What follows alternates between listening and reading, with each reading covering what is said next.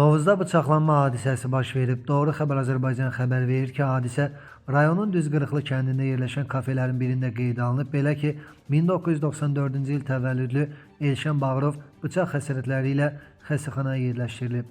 Dərhal ona yardım edilib, vəziyyətinin orta ağır olduğu bildirilir. Əraziyə cəlb edilən polis şöbəsinin əməkdaşlarının keçirdikləri tədbirlərlə hadisəni törətməkdə şübhəli bilinən rayonun Düzqırıqlı kənd sakini 1998-ci il təvəllüdlü Yusif Kərimov saxlanılıb, hazırda faktla bağlı araşdırmalar davam etdirilir.